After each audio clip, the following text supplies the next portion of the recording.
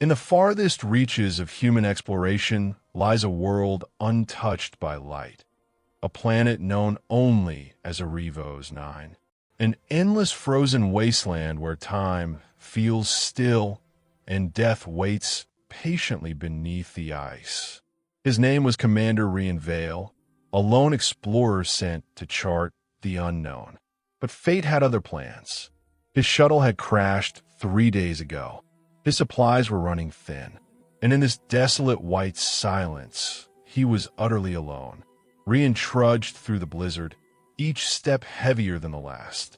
The snow burned against his exposed skin, his radio dead, his strength fading.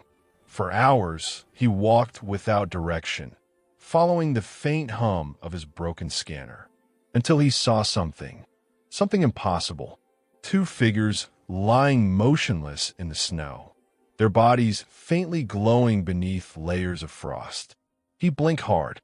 At first, he thought they were statues, relics frozen in time. But then one of them moved. Rian rushed forward, his boots sinking deep into the powder. He knelt beside them. Two women, their skin pale and faintly luminescent, their faces unlike any humans he had ever seen. They were beautiful, impossibly so, with silver veins running beneath translucent skin. Their breaths were shallow, their clothes torn. They looked fragile, as if one more gust of wind might shatter them completely. "Hey, can you hear me?" Rian whispered, brushing frost from one of their faces. No response, only trembling lips. He pulled off his survival blanket and wrapped it around them both. Their skin was cold, colder than death itself. "Don't die on me," he muttered, pressing the emergency beacon on his wrist.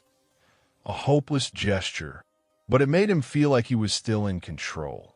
He looked around, a white desert in every direction. There was only one chance. Drag them both back to the wreckage of his ship. It took him nearly 2 hours to move them, his legs screaming in pain, his heart racing every time one of them stopped breathing for a moment. Inside the shuttle, the faint heat from the reactor filled the air. He laid them down carefully near the heater vent. For the first time, he saw their faces clearly. They looked almost human, but their eyes, even closed, held faint silver lines that pulsed with light. He removed his gloves, checked for a pulse. Weak but there. He forced a smile. "You're safe now, whoever you are." Hours passed. Rian sat near them, eating the last of his ration bars, listening to the soft hum of the reactor. Then one of them stirred. A quiet gasp. Her hand moved, thin, delicate, trembling. Her voice, soft like distant music, escaped her lips. "Where are we?" Rian froze. "You're awake. You're safe. You were freezing out there." Her eyes opened slowly, glowing faintly, like liquid silver under moonlight. She stared at him, confused, afraid, and curious. "You're human?" she whispered. Rian blinked. "Yeah. Commandir Hian Vale." "Who are you?" She struggled to sit up. "I am Lita, and that is my sister, Avel." Rian turned to the second figure, still unconscious, still breathing faintly. "Your sister?" he asked quietly. Lita nodded weakly. "We were running from the storms. Our ship fell from the sky." Rian leaned forward. "You were in a crash too?" She hesitated, then her expression turned dark. "No, not a crash, an attack." Rian's heart skipped. An attack? By who? But before she could answer, the other woman, Avel, gasped awake, her eyes glowing brighter than her sister's, filled with panic. "Lita, get away from him," she cried. Rian raised his hands. Hey, it's all right. I'm not your enemy." Avel's voice trembled with fury. "You're human." Rian paused. "That's right. And I just saved your lives." For a moment, silence. Only the faint hum of the heater. Then Avel looked at Lyra, then back at Rian, her expression softening, but her guard still up. "My sister trusts you," she said quietly. "So I will too for now." Rian nodded slowly. The night after the storm was quieter than I expected. The howling winds were gone, but their echo still lingered in my mind. The sisters, Lyra and Alara, slept near the fire, wrapped in thermal blankets, their strange blue skin glowing faintly in the dim light. I had never seen anything so human, yet so different. Their breathing was soft, almost melodic. For a moment, I forgot I was light years away from Earth. When morning came, the snow outside had hardened into a mirror. The sun was weak, like a dying ember in a cold universe. Lyra woke first, cautious but curious. Her eyes met mine, and in that instant, I knew she didn't see a rescuer. She saw something else. Alara followed soon after, limping slightly. She smiled at me, awkward, gentle, but grateful. I cooked a simple ration meal, barely edible, but they devoured it like a feast. Over the next few days, they began to speak. Their language was fragmented, melodic, filled with tones instead of words. But I started understanding. They were not invaders. They were exiles. Their ship had crashed months ago after escaping their homeworld. A civil war of betrayal. They had run to survive, chased by their own kind. Their bodies had adapted to cold, but not to loneliness. Lyra, the elder sister, she carried authority, the strength of a leader. Alara was the heart, kind, open, almost childlike. Together, they felt incomplete without the other.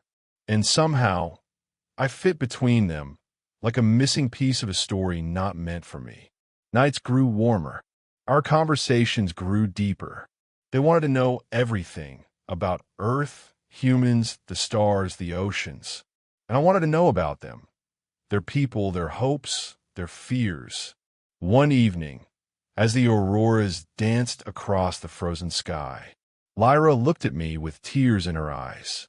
She said something I didn't understand at first. Then Alara translated softly, "You saved our lives. Our hearts are now yours." I froze, not from the cold, but from the weight of her words. In their culture, that phrase wasn't gratitude. It was a vow. I tried to explain that humans don't work like that love is an ode. But they just smiled. To them, love wasn't about rules or logic. It was survival. It was devotion. And as days turned to weeks, I began to feel it too. That pull, that warmth, that strange sense of belonging. Two sisters, one human, a bond that defied everything I thought I knew. But peace never lasts long, because one night, as the stars dimmed, the radar picked up something, a signal, a ship coming straight for us. And in that moment, I realized their past had finally found them. I didn't sleep. Neither did the sisters. They sat near the dimming fire, whispering in their native tongue, their faces pale, their eyes restless. They already knew what I was only beginning to understand. Something was coming. When dawn broke, the sky wasn't blue anymore. It was gray, a dull, heavy color that felt alive. And then the sound came. Low, distant, mechanical. A hum that grew louder, deeper, closer. We ran outside, and there it was. A ship slicing through the clouds, its hull glowing with cold, blue energy.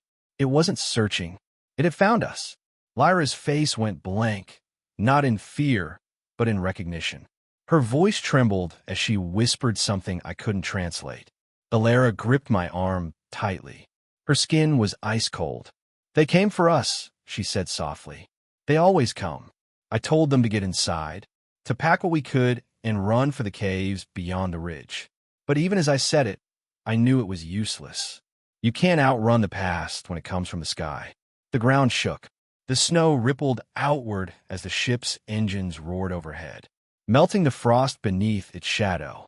Then the light turned crimson, targeting beams, scanning the valley, searching for life. We sprinted toward the ridge, snow flying beneath our boots. The air burned with static. I could smell the metal. The hum of the engines was so loud. It felt like it was vibrating inside my bones. Then the first blast hit. The shock wave threw me forward, the world spinning white. I hit the ground hard, ears ringing, lungs burning. Alara screamed somewhere behind me. Lyra pulled her up, her hands glowing faint blue, using the last of her strength to shield us from another blast. We dove behind the rocks. The snow hissed as plasma, fire, scorched the air above. They were close now. I could see them through the smoke. Tall, armored figures, their faces hidden behind glass-like masks. Their armor pulsed with blue light, and their weapons hummed like dying stars.